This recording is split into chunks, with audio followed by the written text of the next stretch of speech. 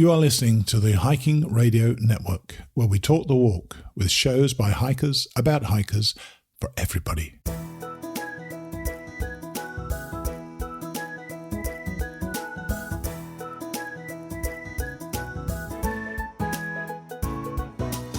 Mighty Blue on the Appalachian Trail, the ultimate midlife crisis. Join Steve and his guests every week as he staggers from Georgia to Maine.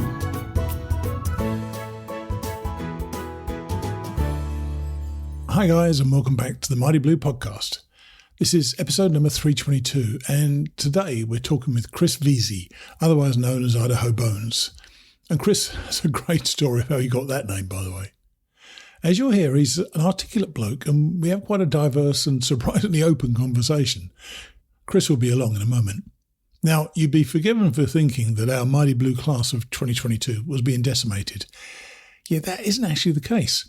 Bearing in mind that the success rate for the AT is about 20 to 25%, the fact that we still have 7 people heading north, or about to, then I don't think that's all that bad.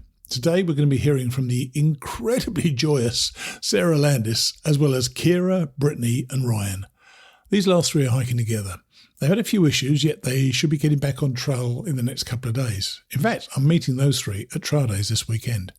Talking of which, if you're heading for Damascus this weekend, come and find me in the author's tent. I'd love to say hi. Anyway, those catch-ups will be on after Chris. Finally, we get to George Stephanos' Then the Hail Came. To be honest, I hadn't quite realised how long each chapter is, so I'm going to be reading the journal in about 20-minute chunks, and that first chunk will be today. So let's get on. Here's Chris Veasey, or Idaho Bones. So our guest today is Chris Veasey, or Veasey, I'm not quite sure. Veasey. Hey, yep. Chris. How are you? Doing great. How are you doing today? I'm good, thanks. And I don't even know why I even bother with Veasey or Veasey, because your trail name, Idaho Bones, is excellent. And the story behind it is also pretty darn good as well. So tell us about how you got it. Absolutely. Yeah. So actually, the story of that goes to about a week before the trail, leading up to, the first few months before I left for the Appalachian Trail. It was on my mind constantly, and I found myself daydreaming regularly. So I'm out with a friend in the Poconos in Pennsylvania. My family bought a trailer there when my mother was pregnant. So, not too far from the Appalachian Trail, but not too close either. But, long story short, we're out there partying. I'm having one of my daydreams, and I'd bought a hat earlier in the day when I was getting some gear. And as I'm wearing it, my friend goes, with that hat, you kind of look like Indiana Jones. And just without thinking about it, I kind of look down. It's a hat just like this one, actually. Once again, you're the second straight person to actually show something on film, which is not going to be right, which is not going to show. But it's for you, Mighty Blue. It's a good hat. Yeah. So I look down, I flick the brim of my hat, and I go, "That's mighty kind of you to say. I consider that a compliment, but I actually taught young Indy everything he knows." So I get into the story. I make up this backstory about how I actually trained Indiana Jones. And she goes, "Oh, really? You trained Indiana Jones? Well, then what's your name?" And I go, "Bones, Idaho Bones." And I remember I couldn't get a whip out of that young stud's hands, and, kept it going. And then, so on trail, and, my first couple weeks out there, I was just utterly desperate for a trail name. It's actually what I wrote a lot about in my book, just itching for it. And I met 2 people who ended up being my tramily for the first 1,000 miles. And when I was off ordering a pizza at 501 Shelter, because they tipped me in that somebody would actually deliver a pizza there, as I'm coming back, one of them goes, "Oh yeah, that's funny. He really does." And I was like, "What's that?" And then this girl named Boo Boo goes, "With that hat, you really look like Indiana Jones." So I go, "Funny you should say that." Perfect lead-in, absolutely perfect lead-in. So and I said to them, I was like, "Isn't that wrong, giving myself a trail name or not getting it on trail?" And they're like, "Who cares about any of that? You're obviously Idaho Bones." So. Absolutely. I named myself because I did not want to get a stupid name. Right. Some people may think Mighty Blue's a stupid name, but I was happy with it. It was my soccer team in the UK. I love it. And you're 33 now. I think you hiked the AT in 2017. Is that right? Yeah, I was 29 when I started. Right. So you're in your late 20s. 29. Actually, 28. Yeah. Oh, 28 then. What had you been doing up until then after college? Because a lot of people at that stage are kind of really firming into their career, aren't they? So absolutely. What was your situation? No, and that's a really good point. And for me out of college, so I never studied abroad in college. When I saw the dollar signs piling up on my student loans, I decided against that. I worked for an ad agency straight out of college. So I like to say I've had 3 quarter-life crises now. So my first one, I saved up enough for that ad agency to move to Hawaii. That didn't quite work out. A job I was supposed to have there, it didn't pan out. I went back to DC. I had a background in event planning. So I actually did conference planning for, I want to say 6 or 7 years in DC. And you know, that. Wow. That's a stressful job. It is. And it was peaks and valleys. It was some weeks I'd be working 100 hours a week, and then some I'd be struggling to fill 10 hours a week of actual work. But that was just the nature of the gig. And that whole time, you know, it's like that little stint in Hawaii kind of made me appreciate DC. And I actually lived in Arlington, Virginia, to be specific, most of my time after that. Uh-huh. And, you know, it kind of rekindled a little love affair. But the whole time I knew I was going to do something. And it was actually a girl I'd met who went to UVA, and we started dating. And it kind of brought the Appalachian Trail back to the forefront of my mind. I'd hiked a little bit of it as a very young child. And so for 2.5 years in the making, my plan was, all right, I've now socked away money again. Right. And this seems like the perfect opportunity. It's something that I kind of dreamed of doing as a kid and forgot about. Sure. And then it seemed like the perfect way to kind of stretch my dollars saved, having an adventure in the 21st century, but also getting to keep my health insurance, which was a good thing because when I got Giardia, that did come in handy. Well, funny enough, I went on the Appalachian Trail in 2019 with absolutely no health insurance at all. I'd forgotten to sign up for part 2 of Medicare the previous summer, so I had to wait until July 2019 to sign up for that. So I said to people, I've got hospital coverage, but I haven't got regular medical coverage. So if you see me injured on the trail, kick me down the bloody mountain. I need to go to hospital. Yeah, roll me down. Yeah, that's right. Yeah. Serious blood flowing. And one thing you were doing this job, and you were doing as a conference planner, and I wrote down a couple of things you said the other day when we were speaking. You said that I'm not as present as I want to be. Absolutely. How did that feel to you? Well, and for years, you know, I kept saying, and it was that same girl who actually ultimately said this to me. I was convincing myself for years, you know, my work life sucks, but my life rocks. It's good, and I'm happy with that. You know, I was doing a lot of really cool things, and she just, you know, she finally said to me one day, she's like, I don't think you really believe that, and it really just kind of shattered my world a little bit, and it was true, you know, and I realized it more and more every step I walked on the trail. It's just every time I was going to music festivals, and I was, you know, going out to that place in the Poconos with friends, doing the things I loved. In the back of my mind, I always knew I was going back to that soul-sucking job, and it just wasn't good enough. And I didn't know what would be in store for me after the trail. Not even until 3 weeks before the end of my hike, actually. But I just knew that I couldn't fall back into those old traps again. Your generation doesn't give a crap, do they? I love that. I love that. I love that about your generation. I think it's a great thing that because certainly my generation, I know listeners will know I've said this before. My generation had to get a job. Right. We normally got married several times, and then we worked out how we were then going to pay the bills every week. And really, your generation doesn't care. I think there's a confidence in your generation that allows you to keep doing other things. And I know that you were quite keen on the idea of writing a book at some stage. And just as just to tell everybody, Chris has written a book, and we're going to talk about that later. Sure. But that wasn't the impetus of going on the trail, was it, to write a book? No, and you know, you bring up an interesting point, and that is something I write about quite a bit, actually. It's for better or worse, our generation grew up being told how special we are and that we're going to change the world. And then we grew up We're still waiting, by the way. Yep. And I was going to say, we grew up to find that, you know, pretty much all of it was a fraud. And, you know, not to quote Fight Club or anything, but we're getting pissed off. So it's funny, though, because a lot of people in my generation, I think they see the people doing what I'm doing, and they kind of dig in even further. They see it and it scares them. They're like, oh, I have to go that path that you mentioned before, getting a job, having a family, getting a house. And it's not that the rest of us don't want that. It's just, I think a lot of us have come to the realization that I came to before the trail. I was just like, this isn't the life that I want to live.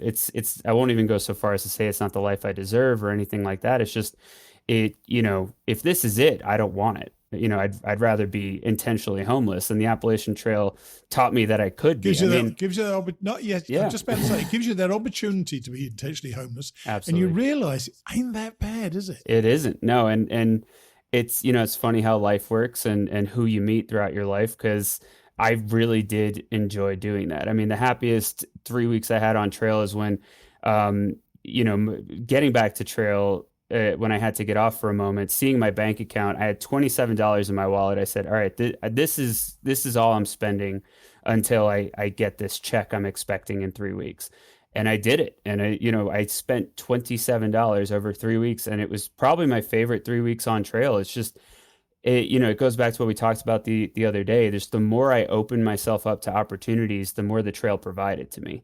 And, that was a huge thing that was a huge impetus for writing the book, to be honest with you, is me learning how to trust the universe, which is something I completely forgot how to do since then. But learning how to trust the universe and discovering that it will take care of you if you trust that it will. Yeah, and it's a state of grace you seem to achieve on the trail that you don't necessarily carry over into real life. But I want to come back to that in a minute. But you chose to flip-flop, which is kind of, it's not everybody's choice, obviously, but it's a good choice. The ATC encouraged it and so on. Right. What was the reason behind flip-flopping? Sure. So basically, I was living with that girl, Erica, and we were going to do the Appalachian Trail together. And basically, our lease went until April, or I guess March it was. Right. And on top of that, it was going to be like a major milestone for her at work. And for me, I was getting a bonus in March. So it was just kind of like an alignment of several things. And then, as we discussed the other day, so it was alignment of several things, but then it was also the ATC recommending it. We were based out of DC. So the thought of starting and then being seasoned vets halfway through close to our home base really appealed to us. Right. So it was really a combination of all of those things. And we chose Harpers Ferry as, kind of like the quintessential halfway point. But you actually started in April, I think April the 8th, 2017. The following year. That's it. You were meant to be going in 2016. So what happened? Sure. So, Erica had told me I'm actually not ready to hike just yet. And I was so set on quitting that job that was driving me bonkers. And I had actually started working for a brewery near my apartment anyway. So I was like, you know what? Fine. We'll do it a year from now. I've still got money saved up. I'll just string together jobs until then. But then 3 months later, we found out what the real issue was. She blindsided me with a breakup. So I started with a one-person tent on my back. I've got to tell you, he's smiling, so it's okay. And I know you've since subsequently married, not Erica, yes, but somebody else, which is great. But you still could have gone northbound. So you were by yourself in 2017, April 2017, and you still could have made it to Katahdin at the end. So why did you still decide to go and flip-flop? That's a great question, and it's a question I still don't know the answer to. Oh, good. it was April 2016. 2016 was the original departure date, and then along with that breakup in August or July of 2016, I sold many of my possessions, got out of my lease, finding someone to take it. And I had what I called at the time no anchors, and it was a bragging point for me. I was, for the first time in my life, I didn't have a lease, I didn't have a job, I didn't have anyone to answer to, I didn't have a significant other, and it was wildly freeing. And to be honest with you, I think I was just deliriously drunk with just how free I was, and I kind of forgot about the Appalachian Trail, at least for a minute there. And that fall, I actually did a few things. I went back to New York. I renovated my grandmother's house to sell it and get some increased value because it was becoming unsustainable for her to live there. Sure. I actually started selling artwork around the New York area. So it was kind of a time for me to just try out new things. But as I mentioned to you the other day, I actually cackled my first day on trail, like tears of laughter streaming down my face because I realized I'd stuck to Erica's plan anyway, and I never had to. I mean, that mid-July, I could have gathered up all my gear. I could have started hiking right there and then. Like, granted, it was something I wanted to do to help out my grandmother, but it wasn't something I had to do. And I could have started hiking, gone back to New York when it got cold, renovated the place, and then continued in spring. Yeah. And who knows, if I started it at Katahdin in July, maybe I could have made it all the way south. Had I gone Sobo, I could have done it a million different ways. And it never even occurred to me until I started by myself in April 2017. It was just one of those blind spots in my life that I don't know if it was subconscious. I don't know if I needed more time, but it's baffling. And were you physically and mentally prepared for the hike? Had you actually done the work on yourself to make sure that you knew what to expect, or was it a bit of a slap in the face? No, mentally, I don't think I could have been more prepared. I mean, and that's one thing to me that where I'm grateful that I started when I did, because that whole winter, I mean, it was just like, it was a fantasy to me. I mean, every time I thought about the trail, it was just like butterflies in my stomach, heart soaring kind of fantasy. And to get out there, it was even better than I imagined, right up until I got to Vermont and I got rained on for 30 straight days. But, but like mentally, I don't think but physically, absolutely not. And, we talked about this the other day. I actually had to earn my trail legs several times. But I actually sure, please. This is something I want to ask you about, because I've often wondered what it's like for hikers who start in Harpers Ferry, and particularly I wonder what it's like for them to start with fresh legs and then meet a bunch of people you really want to hike with. And if you want to be part of a tramily, you kind of need to get your legs pretty quickly, don't you?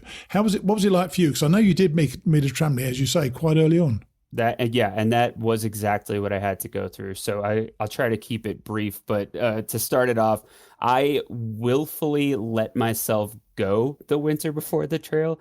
It's funny. Like, I kept joking to people. I was like, well, this layer of fat might save my life if I ever get stranded somewhere. I have a few extra days of fat to burn before, the paramedics find me. But I truly did. I mean, I blew up pretty well that winter. I was just drinking heavy beers and eating lots of pizza, living on Staten Island, and bagels. Nice. So physically, I was not prepared. And I had a plan. I started out the first day. I actually had a friend join me for the first few days who had done way more backpacking than I did, because I actually hadn't done any before the Appalachian Trail. So I did 8 miles, then notched it up 9, 10. My last day of my first week, I was up to 15. And that was a pretty brutal day for me. And unfortunately, I had to get off trail. As I mentioned, like with a job application, I had some things to take care of. It was supposed to be just a couple days. It ended up being 7. So I kind of had to rebuild my trail legs. And then I met my tramily just a few days into that hike as I'm notching back up into the double digits. Right. And they're averaging close to 20. They just cruised through Shenandoah. We're feeling as good as they'd felt the whole trail. To be fair, that's a good place to do 20. It is. Really. It is, yeah, and that's I didn't find out later because I aqua blazed that section. But going back over the years afterwards, I was like, wow, this would have been a really nice hike had I not done it in a canoe. and the parts I did do in Shenandoah actually were flooded with bears. I couldn't. That's another story. But no, it was tough to do that. I kind of had to choose. I was like, all right, I really get along with these people, and I'm behind schedule now. Do I want to push myself, or do I want to coast? Sure. And I did push myself, and I don't know if you want me to go into my second half in that regard or not. No, I'm going to come back to that. We're going to go through the hike. So you were quite you pushed yourself. Did you enjoy pushing yourself, or was that something that worked for you inside? Because for some people, they can knock them off the trail totally. Absolutely. It's a really tough question because the answer is both. It was really difficult, and there were several nights where I actually let them go up ahead. And I was like, you know what? I'm just going to take it easy. And if I see him again, I see him again. And then I would end up seeing him again because their style was hike hard, take a zero, hike hard, take a zero. But that being said, I mean, it did feel really good every time it was over. I mean, like to literally turn around on trail and say, wow, I started today 28 miles ago. It was something I didn't think I was capable of, and that felt great.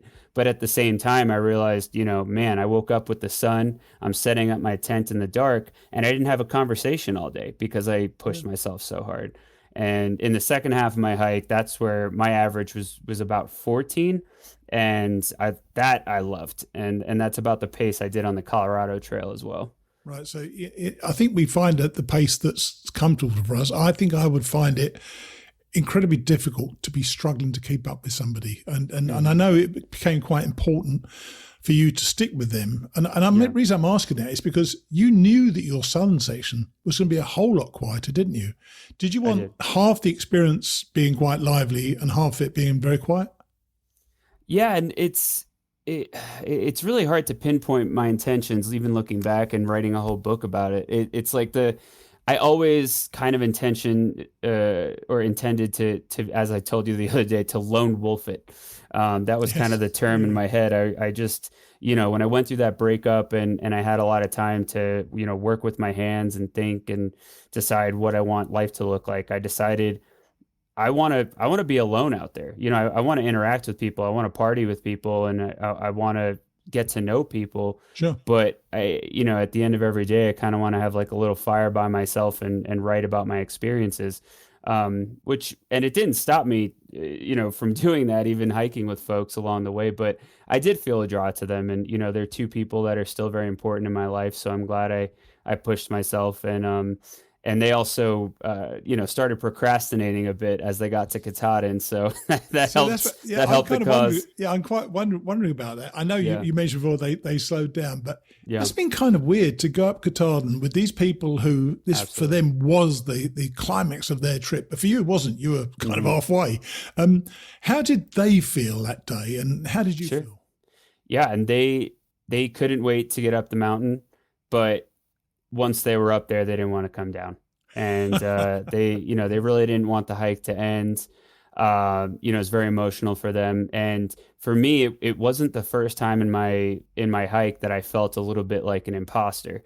Coming out of Harpers Ferry, I hit the Pine Grove State Furnace State Park. I hit their general store on the first day it opened. I was the first person in 2017 to complete the half-gallon challenge, and I only had a whopping 80 miles behind me. And when I found out I was number one, it was a mixture of fear of people being like, "Who's Chris? Who's this jerk out of Harpers Ferry eating our ice cream?"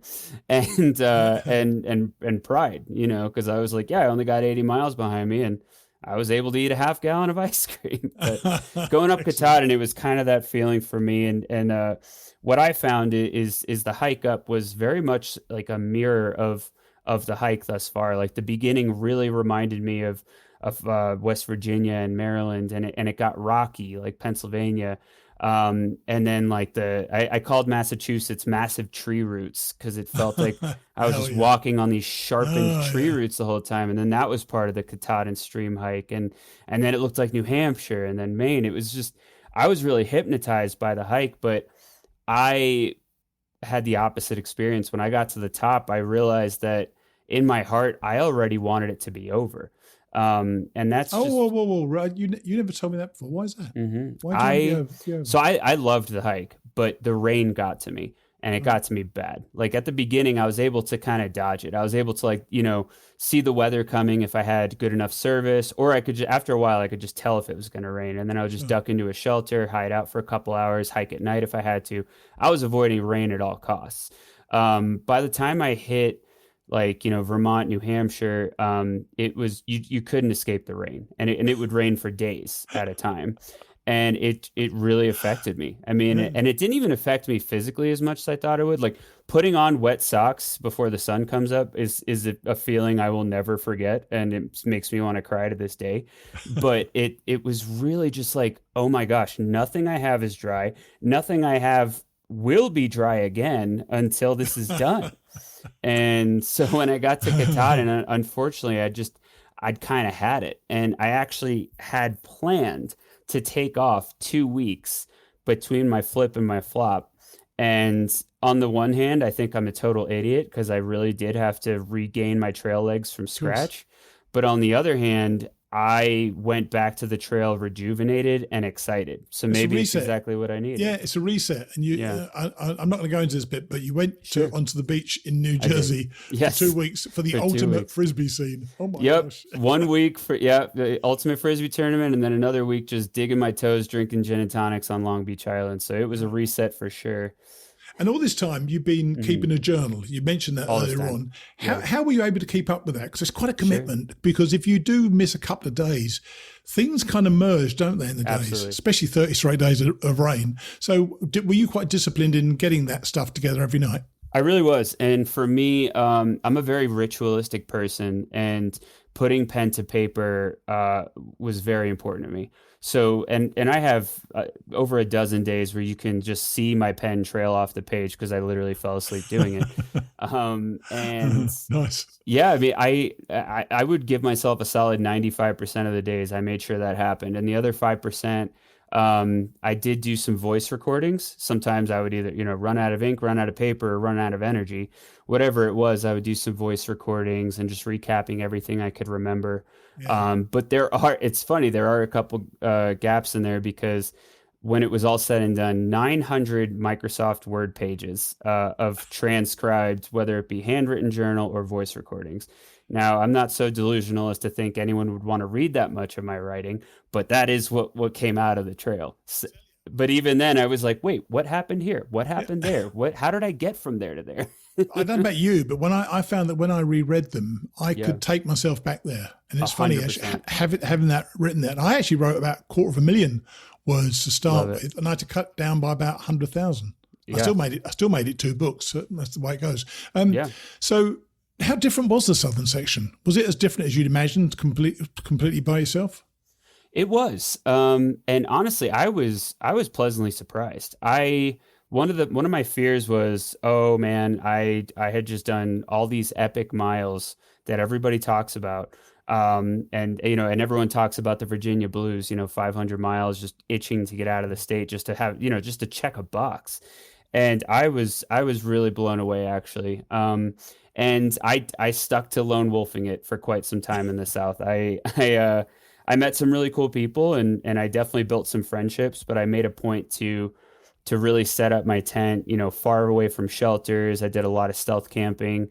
And I really got that solitude I was craving. And it was a nice reminder to trust my gut because it is really what I needed. I think it was part of the rejuvenation. And I did fall back in love with the trail. I mean, I got out there, even though the roller coaster was my day 1 into 2 experience. Happy days. Oh my goodness. And all I could think the whole time was this would have been a piece of cake if I did Katahdin yesterday. But it certainly wasn't. But yeah, I mean, I stuck with that. And honestly, another, you're actually making me come across some realizations here about the factors of the reset between my flip and my flop. Because another big thing was I think I hiked a couple of weeks. I forget how long it was, but one of my buddies from the first half, Wonder Boy, he actually drove his canoe up from Georgia to meet me in Shenandoah and actually aqua blaze that section of trail with me. Sure. And that was another like rejuvenating experience. It's funny. I didn't realize how loud and creaky my trekking poles were until I got on the river. And I was like, oh my gosh, it's silence. Like you hear the occasional like brush of water against the canoe, and it was beautiful. And then once I got back to hiking, I realized, the clicking and clacking and everything. But, even I said to Wonder Boy, I was like, this is what I should have been doing for 2,000 miles, just canoeing. I mean, there's a cooler in this thing, for crying out loud. Yeah, that is that. Yeah. And you told me, you can mention this, so I'm mentioning this with permission. We mentioned you are married now. Mm-hmm. But you actually told me that you had a trail romance while you're on the trail, not with your current wife. So yes. Once again, the thought of a trail romance amid all that filth and grime doesn't really appeal to me. Was it the intensity of the experience that brought you both together, or there was obviously there was an attraction there? Yeah. But was it the sort of thing that you would meet somebody in so-called real life, or was the intensity of the experience the thing? Oh man, it's kind of wild actually, because a bit into my second half hike, I was on the dating apps, kind of just seeing if anyone wanted to meet up for a drink. Excellent. And I could not believe how many times someone did want to meet up for a drink. And actually, there was one girl out of Roanoke who drove 300 miles each way to see me, because we hung out near Roanoke, then we hung out again a little bit south of there, and then we hung out again after that. And she was like, screw it, I got 4 days off from work, I'm coming to see you again. And just did an amazing amount of driving. And, let's just say God bless wet wipes. Oh, nice. I mean, well, just to your point of that not appealing to you, I mean, I couldn't agree with you more. I was shocked. I mean, I was shocked that this woman would drive such a far distance to see anyone, let alone stinky old me. And actually, quick sidebar on that, there were several times on the trail where I was almost denied something because people didn't believe I was a thru hiker. And the reason for that was I was like, since I had times of getting off the trail, I would trim my beard. I definitely, my beard grows sideways rather than down. Right. So, I would trim the sides and then, but it would look a lot neater than someone who was living out there for 7 months. So people would be like, no, this is for thru hikers only. And it's like, I promise I'm a thru hiker. Like, look at this notebook full of pages. Like, but I did keep myself really clean the whole time, honestly. Like the whole, not the whole trek, because I almost got frostbite towards the end, but most of it, I was getting in streams like every few days because I hate being dirty. So I was working really hard to keep myself clean. Impressive. And that was for me. That wasn't for romance, but a few hundred miles after the last, tryst with the girl from Roanoke, who I'm still very close friends with, actually. She's an ornithologist, so I'm always sending her pictures of birds, asking her what I'm looking at.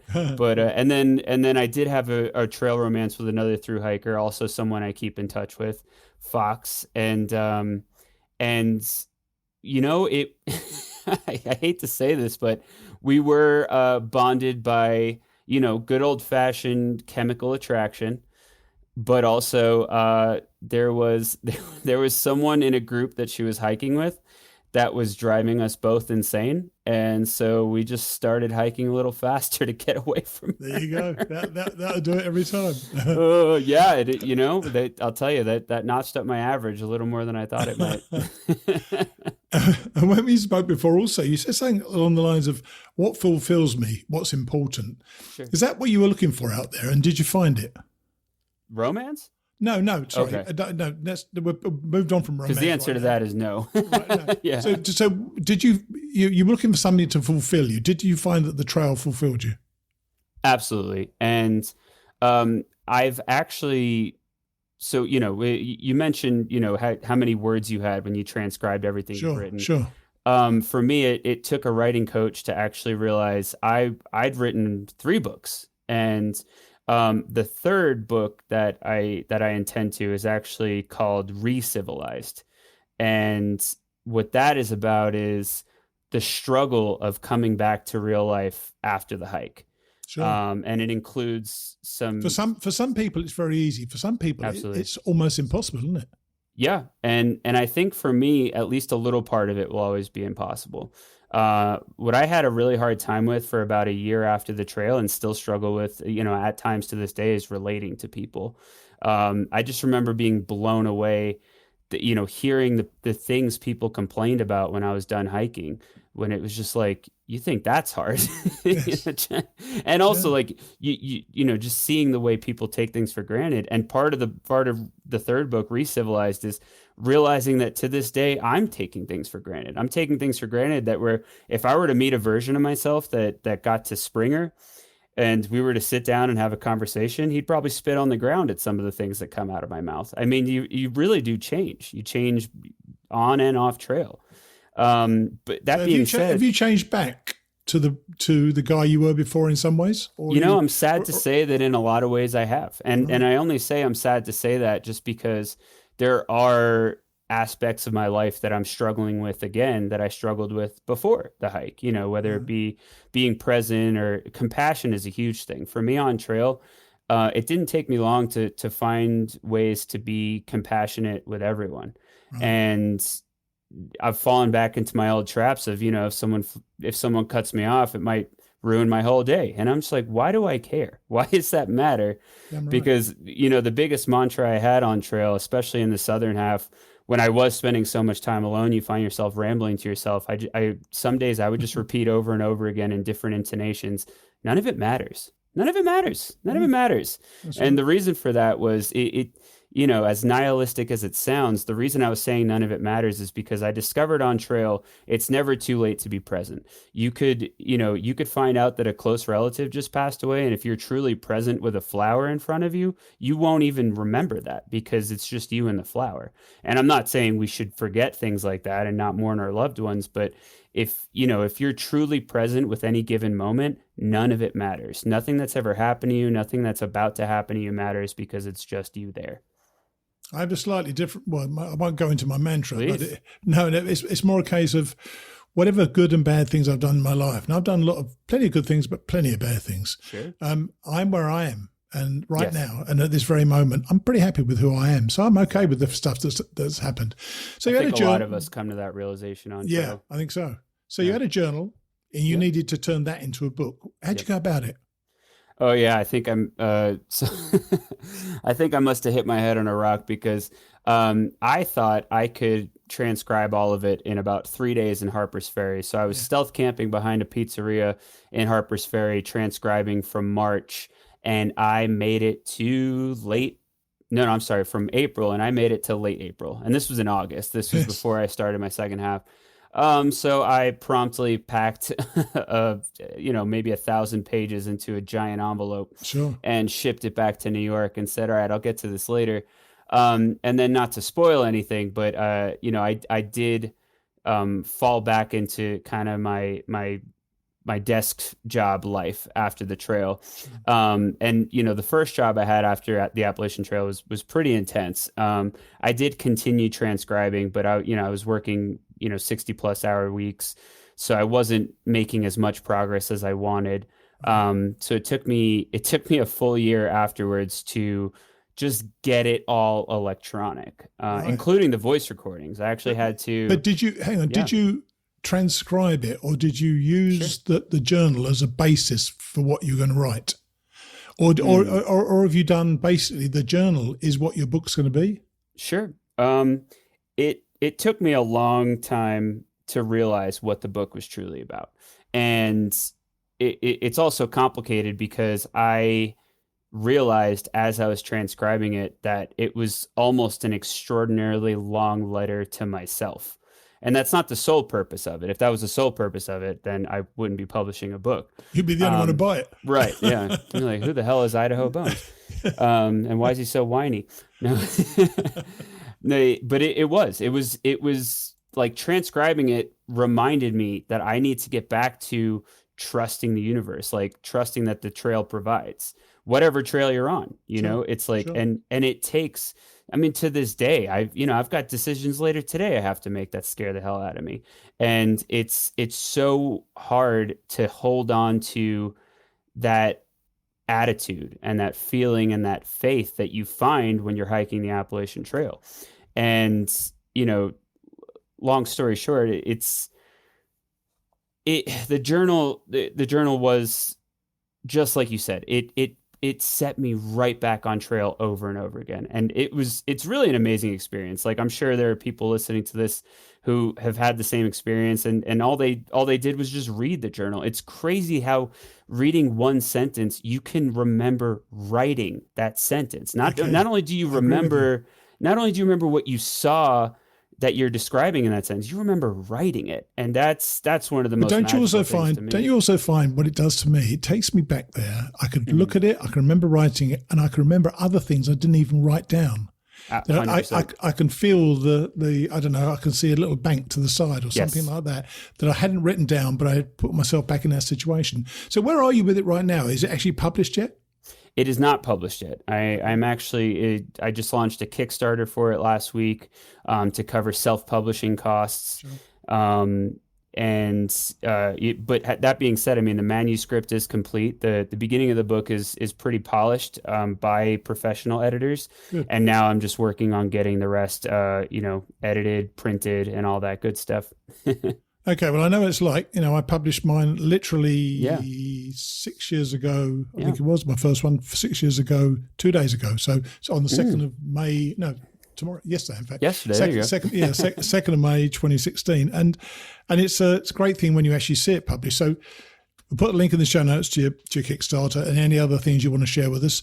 But I appreciate you coming on, and thanks for sharing your story with us. You've obviously got a wealth of stories to tell. I'm sure you tell a lot of them in the book, and I just wish you well with it. Thank you so much. I really appreciate it, Mighty Blue. Okay, man. Take it easy, okay? Thank you. Cheers, then. Bye. He was pretty open, wasn't he? And I thought it was interesting that he had such a social first half of his hike while seeking out solitude for the second half.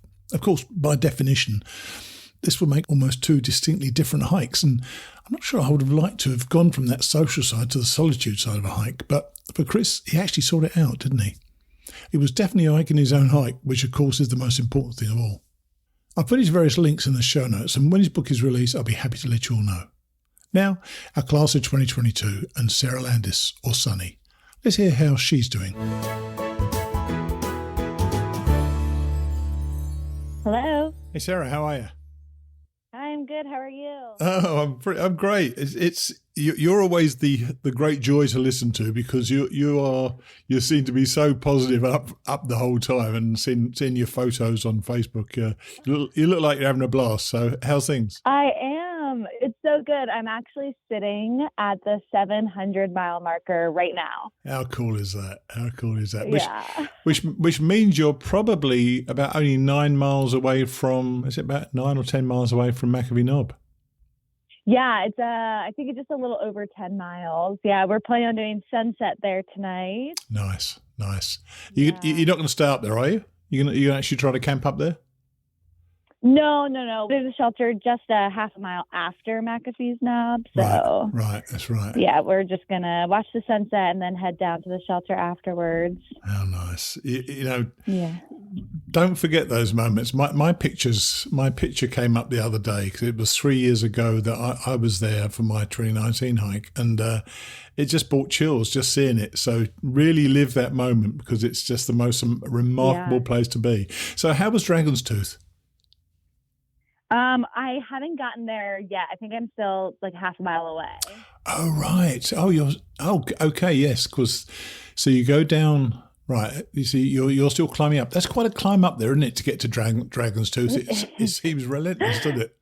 Yeah. It's funny. I just learned the term PUD, pointless up and down. And Virginia is not flat and has plenty of those. So. Yeah. So last time we spoke, you were with the tramily. So are you still with the same people? Kind of.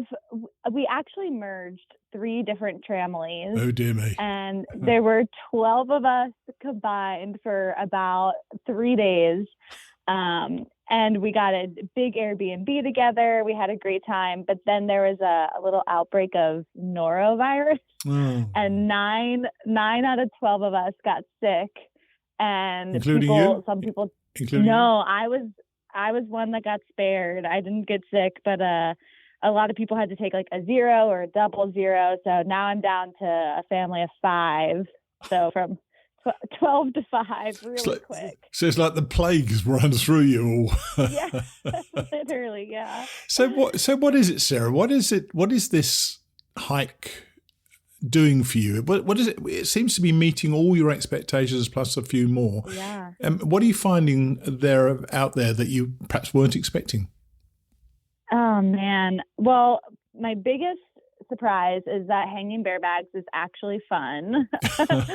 But Exhausting I at think the more end of than the day. anything, yeah, yeah, really. But more than anything, I think it makes the world feel a lot smaller being out here. Just like, especially like when you're seeing the same people every day, Sure. and like you're on this trail, and every day, like when I'm walking, all I think is like, wow, all my friends that are ahead of me walked in the same spot, and all my friends that are behind me are going to walk on this spot too. And it makes this whole big world seem just like really small and condensed, and makes me, like, just like this feeling of community. Like, I know every hiker before me has described it, and I'm only going to repeat what other people have said, but like this community out here really is just everything that people to describe. Yeah, it's funny. That feeling of that single path that everybody who's done this trail has been on. You're at a spot I've been before. Twice. Exactly. And I remember being in New Hampshire and Maine, thinking back to that little path that snaked all the way up the East Coast, and and we're all on it at the same time. We're all sharing that space, and there's that feeling of camaraderie all the time, isn't there? Mm-hmm. You mentioned Airbnbs, and we actually stayed in an Airbnb in 2019 once as well. Is that become a thing on the trail? More and more people doing that? No, we just did it because there were so many of us, all wanting to be together at the same place.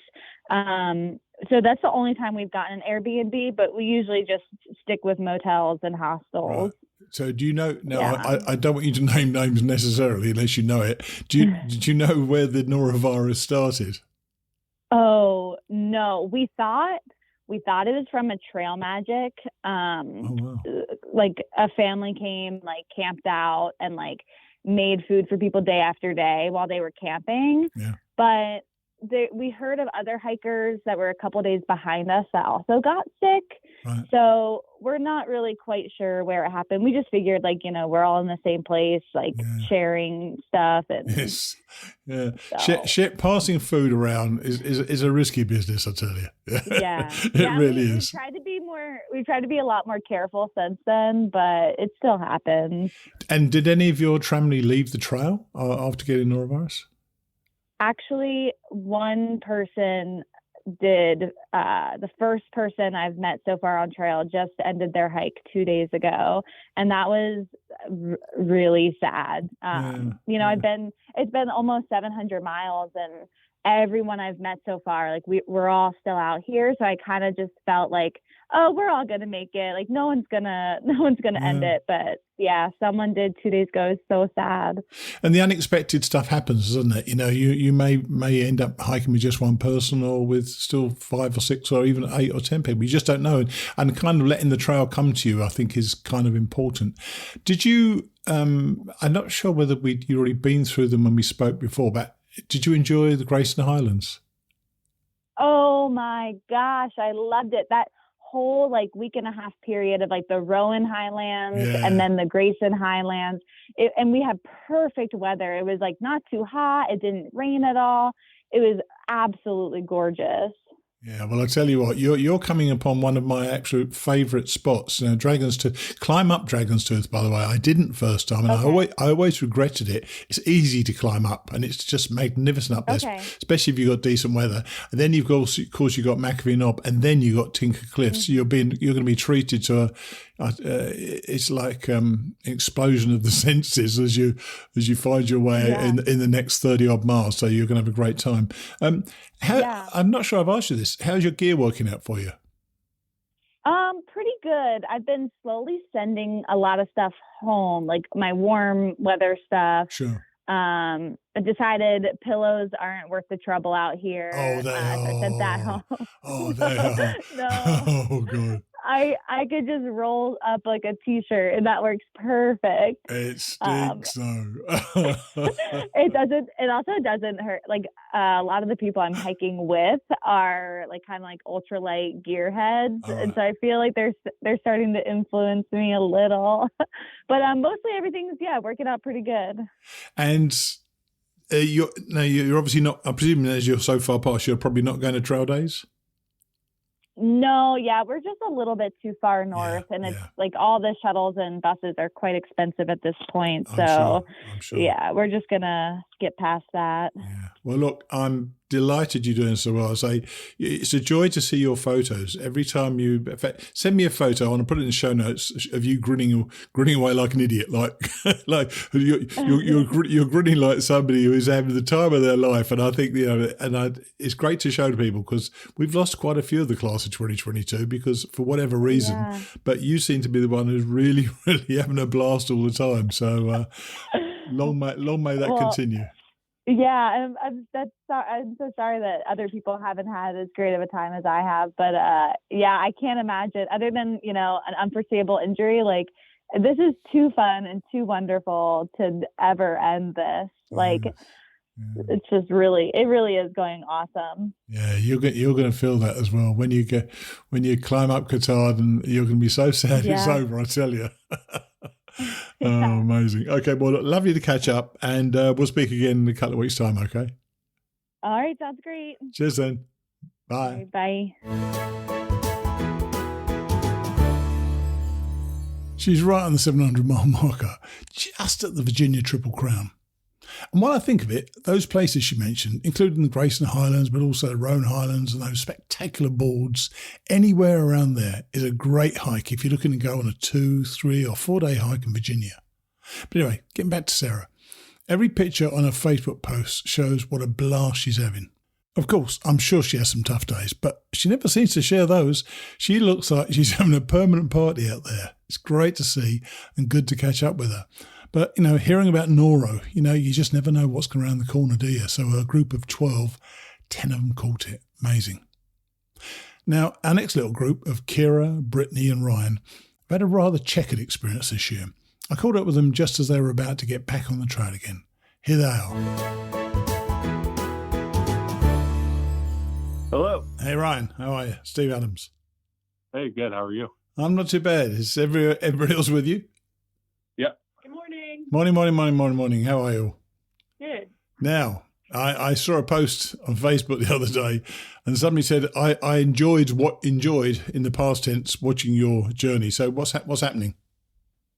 Well, so last time we spoke, I was having some knee problems. Sure. I got back on at the Smokies after taking 2 weeks off. So I got back on at Fontana Dam actually. And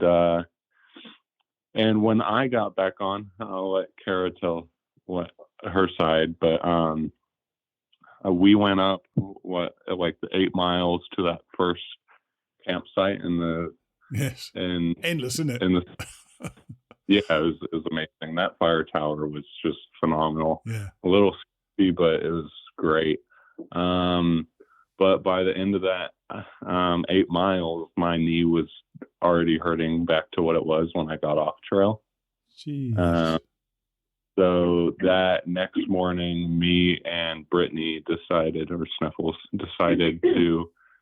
go ahead and turn back around and to go see an actual orthopedic, like a knee doctor. Sure. To see what's going on. So that was what happened with me. And then Kera. Yeah, walking into Fontana Dam, I rolled my ankle probably 4 times. Sure. By the time I That's quite a downhill there, isn't it, as well? It really is quite a testing downhill. Yeah, so walking into Fontana, about the last 2 miles, I was pretty much in tears and just knew I had to get off. So I ended up coming to my sister's house in Virginia, hoping that by the time they got through the Smokies, that I would be able to get back on trail. But a week later, I just took a week off and flew back to Texas and spent Mother's Day with my kids and flew back to Virginia yesterday. Right. So it's not over then. So where are we now then? So what's the situation?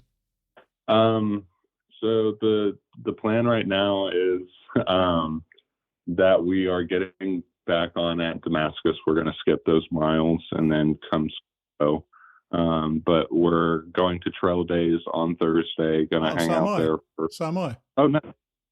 Okay, we'll have to plan on meeting up then. That's definitely, yeah. I'm at the author's tent, so you can come and see me there. But we'll definitely have a drink somewhere. Yeah, awesome.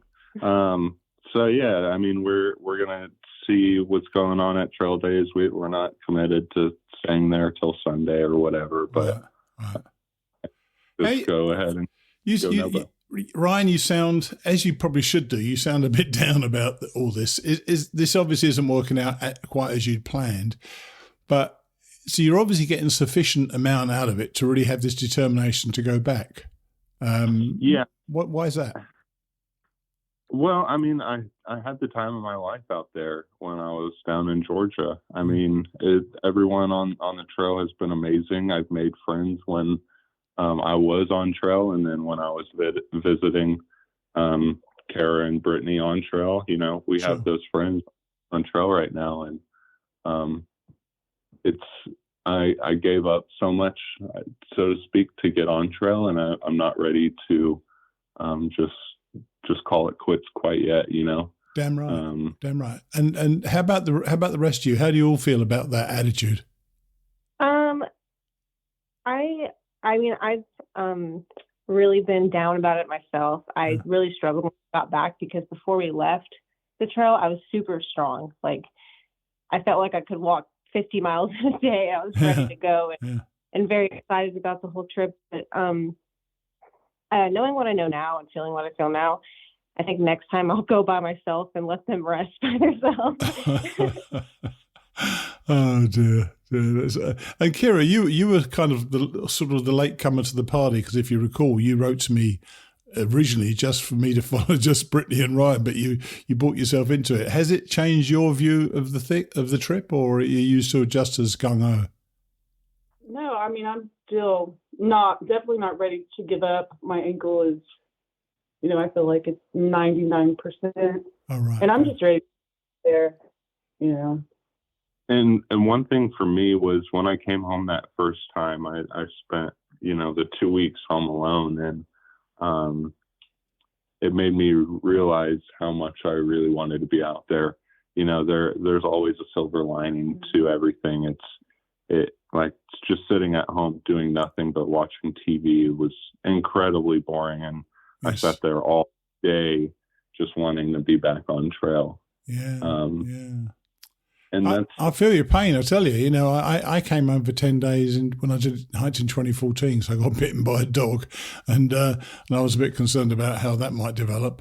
And you just, and my ex-wife will tell you, I was just kicking my feet, desperate to get back there, and I know exactly how you feel. So you're going to start from Damascus going north, is that right?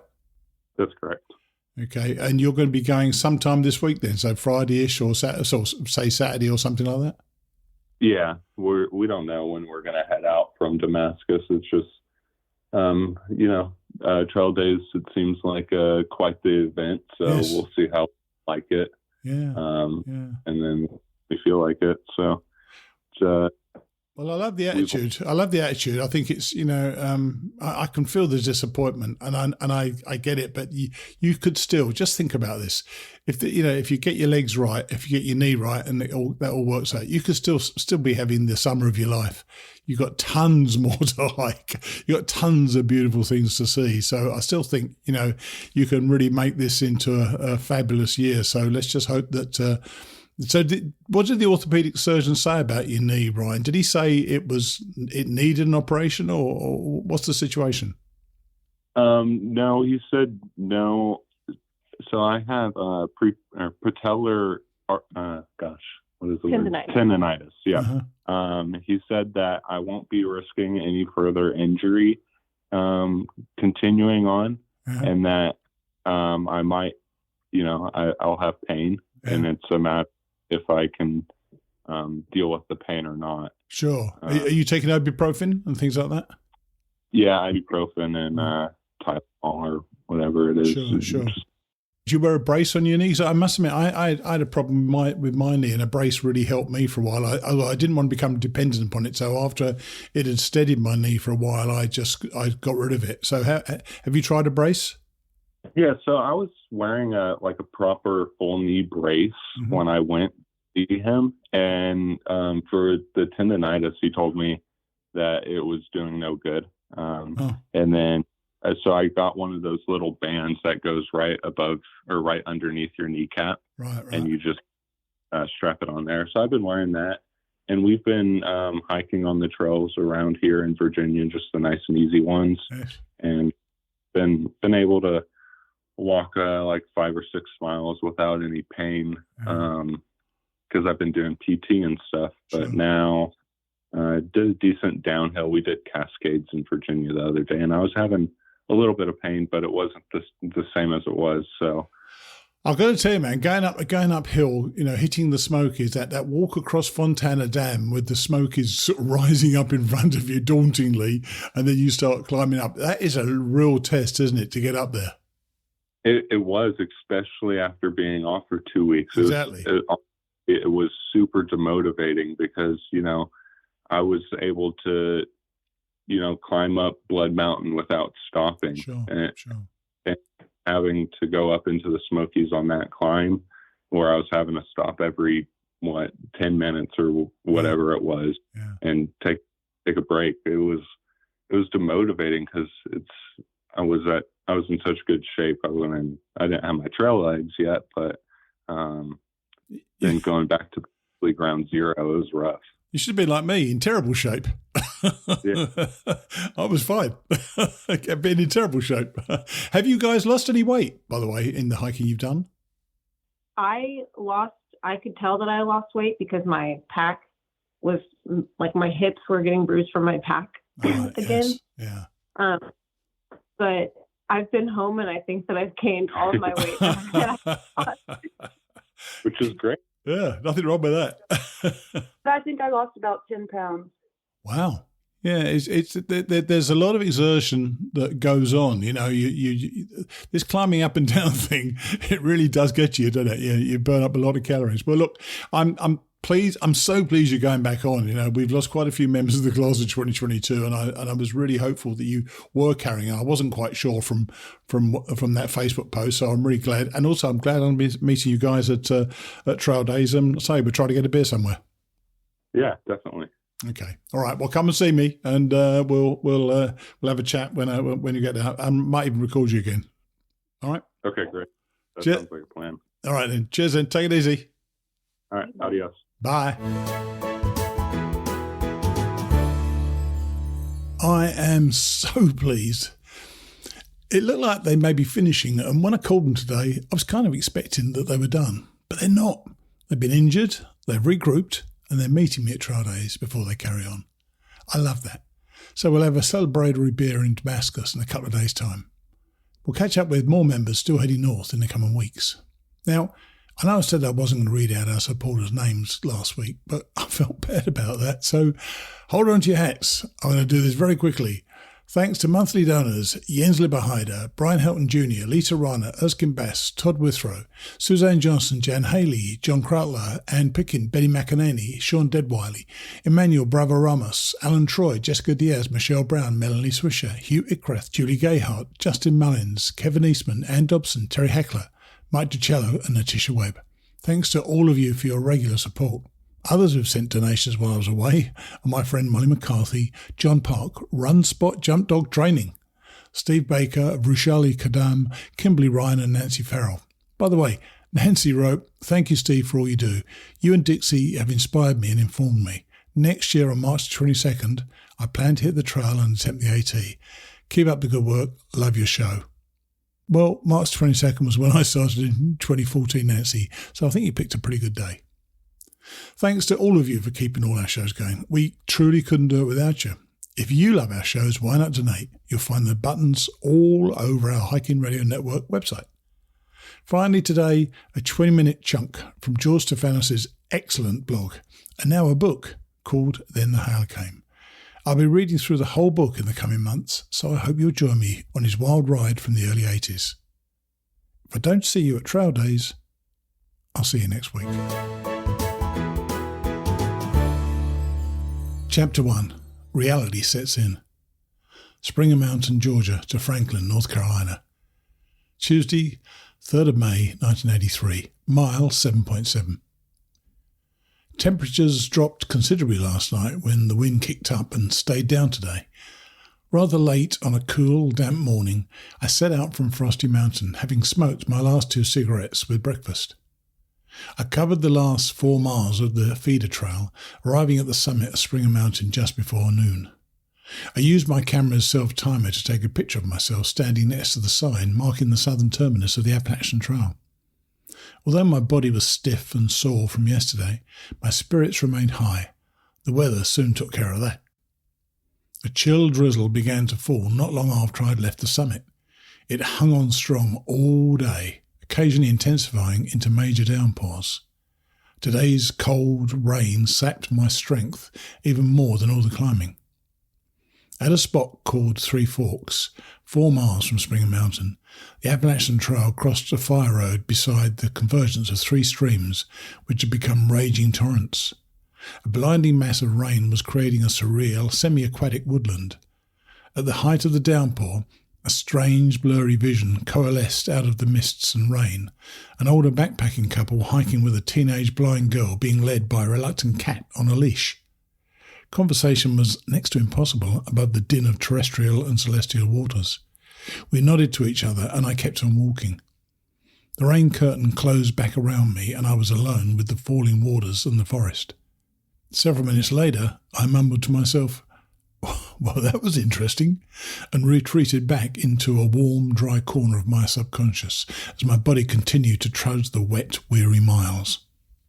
I reached Hawk Mountain Shelter at about 6 o'clock this evening, having hiked the final 4 miles of the feeder trail and less than 8 miles of the Appalachian Trail. It added up to 11.6 miles. Not a bad day considering my physical condition and the weather. Having seen a few Appalachian Trail shelters before this trip, I had a general idea of what to expect. This place is typical. A 3-sided wooden structure with a tin roof, log walls built upon a stone foundation, and a floor and ceiling constructed of wooden boards. The floor, which is the sleeping platform, is raised a few feet above the ground. A roof overhang shelters the open front of the building from most of the weather, and a large stone fire pit stands before that opening. An older gentleman and his Indian wife were working to build a fire in that pit when I arrived. A moderately heavy rain was still falling. All of the wood was completely saturated. Never having had anyone to introduce us to the art of woodmanship, my brother and I jumped into backpacking on our own several years ago, discovering the basics through the difficult method of making huge mistakes and learning from them. Thus I was fascinated by this process and somewhat sceptical about the outcome. The old man was shaving slivers of dry wood from the centre of a wet tree branch and carefully arranging them atop the slimy mixture of water and old ashes at the bottom of the pit. I was deeply impressed when they eventually succeeded, and a roaring blaze arose steaming and hissing into the rain, creating an island of comfort in the dark, raw night. I got into a long conversation with this couple. I told them of my relative inexperience and my ambitious goal of reaching Katahdin. I was just beginning to discover that the food ration I had brought with me was inadequate after only 2 days on the trail. Being extremely skilled and knowledgeable in the ways of the forest, they grew mildly horrified about what I was attempting, and in their concern, they spent hours describing wild plants such as leeks and violets, which are abundant along the trail and can be used to supplement one's diet. I think they knew as well as I that such advice would be useless to me. I could no more tell the difference between plants growing wild in the woods than they could find the correct connections if turned loose in the New York City subway system at rush hour. But they did their best to help the crazy city boy. I don't blame them for thinking I was crazy. I'm counting on a buried streak of stubborn tenacity to overcome my personal shortcomings and lack of experience until I learn enough to grow competent, and they do not know me well enough to judge whether I have what it takes for such an accomplishment. For that matter, I do not really know the answer to that question either, but I certainly intend to find out. The only other occupant of the shelter tonight was a younger man who spent the entire evening wrapped up in his sleeping bag. He was in a tired, miserable mood, and I did not really get a chance to know him. Wednesday, May the 4th, 1983, mile 16.7. I went to bed right after dinner, but was not destined to get much sleep. Somewhere around 1 o'clock or 2 o'clock in the morning, the stillness of the mountain night was broken by the long, eerie shrieks of mortars plummeting to earth and subsequent loud explosions. I had read that the US Army Rangers used the Chattahoochee National Forest for combat training. Last night they played G.I. Joe until dawn. I was amused by the ridiculousness of the situation more than annoyed by the loss of sleep. I'd only been on the Appalachian Trail for one day, and already it was so much stranger than I had imagined. The surly camper at the shelter last night turned out to be a good guy when I talked to him today. Hell, I don't blame him for being miserable on a day like yesterday. It turns out that he is also attempting to hike the entire Appalachian Trail this summer. He is Dave Malone, an athletic-looking 28-year-old with a crew cut from Hamilton, Ohio. He told me that he had recently quit his job as a high school teacher and football coach and was using this opportunity to try an 80 through hike. He may have to drop out early if one of his job applications works out. Like me, he plans to work himself into shape and quit smoking on the trail. As we were striding along early in the day's hike, Dave turned to me and asked if my bag was wet. I told him not to get personal. For the remainder of the day, he would occasionally look at me, mutter, "Don't get personal," under his breath, and shake his head with a little smile. Hey, it did strike me as a fairly rude question. Dave and I only made 9 miles today. We were tired and sore and got off to a late start this morning. The terrain was heavily wooded with no real views, though there were some steep climbs. At Gooch Gap Shelter, where we were staying tonight, we met a 20-year-old North Carolinian named Russ, who is also attempting to thru-hike the Appalachian Trail. He is in much better shape than Dave and me, especially me. We're going to try to hike with him tomorrow. I don't know. Thursday, May the 5th, mile 31.6. Dave, Russ and I started out together this morning, but I fell behind somewhere in the middle of the day. It had been a good effort for me to have hung with them that long, and keeping up with them for a while allowed me to make much better time than previously on this trip. Dave is in much better shape than I. He managed to stay with Russ for the entire day, while I plodded along well behind them at my own pace. After 7 miles of ups and downs, with a decent view along the way from Ramrock Mountain's ridgecrest and some excellent vistas from the summit of Big Cedar Mountain, we hit a stretch of continuous climbing for the next 6 miles. That was where I lost Dave and Russ for the remainder of the day, or rather, where they lost me. It was a comparatively gentle climb for the most part, but I have a long way to go before my body is truly ready for this adventure. The day was sunny and hot, and I ran out of water about halfway through the climb. The heavy backpack I was carrying and the extra pounds of my overweight body had taken their toll on the soles of my feet, which felt torn and bleeding by the time I reached the end of that climb on the open summit of Blood Mountain. The best views thus far on the trail in Georgia picked up my spirits a bit. I wanted to stop for the night at the stone shelter on top of Blood Mountain, but I was dying of thirst and there was no water. I was left with no choice but to push on. In Neal's Gap, 2 miles from the summit of Blood Mountain, there is a place called the Wallacea Inn, offering limited groceries and lodging. Only the vision of a cold Coke and a hot shower carried my body limping down that final descent to the inn. The Wallacea Inn has a measure of fame in hiker circles, as being the only building on the entire Appalachian Trail through which the trail actually passes. It follows a path beneath a wooden arch connecting 2 sections of the building on its way back into the woods after crossing US routes 19 and 129 in the bottom of the gap. I ducked inside the store, bought 2 packages of peanut butter crackers and 2 bags of M&Ms and immediately wolfed them all down. Then I obtained a room for the night with a bath for $15.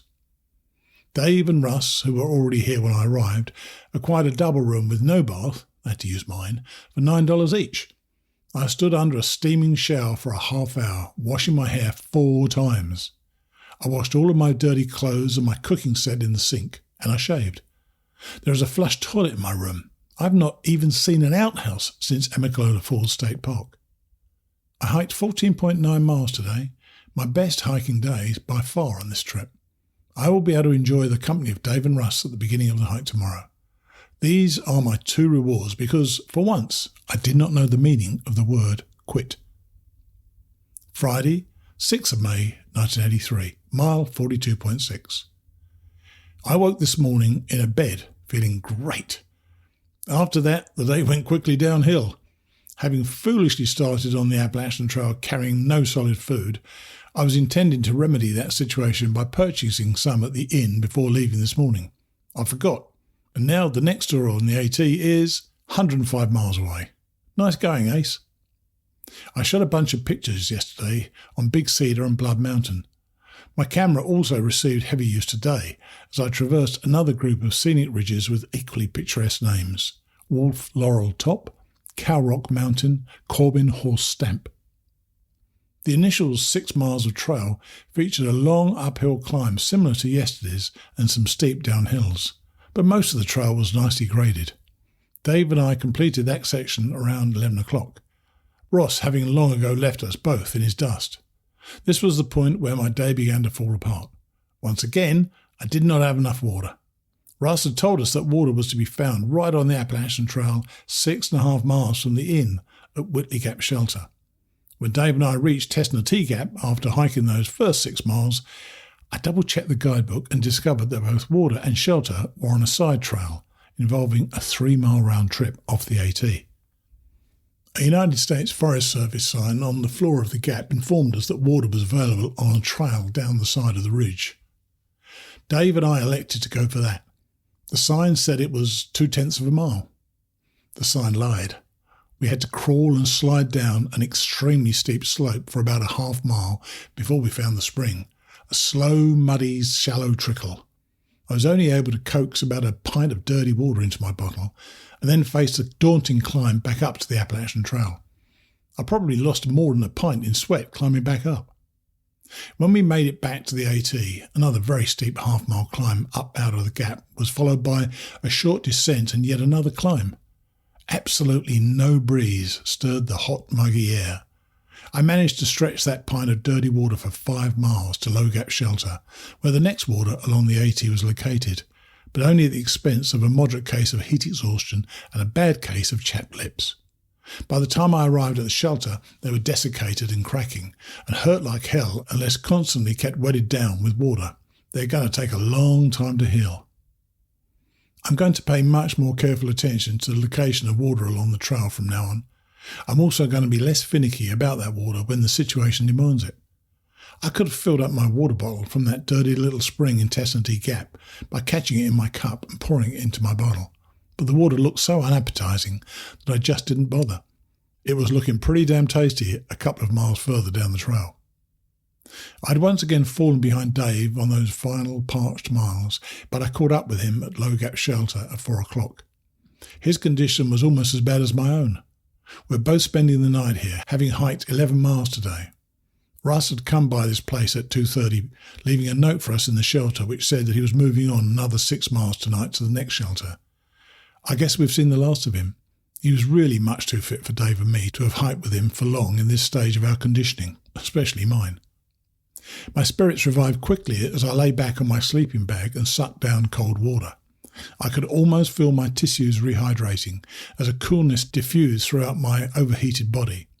Dave and I have become fast friends over these past 3 days, and our joking and laughter tonight are helping me to forget the disillusionment of those last few miles.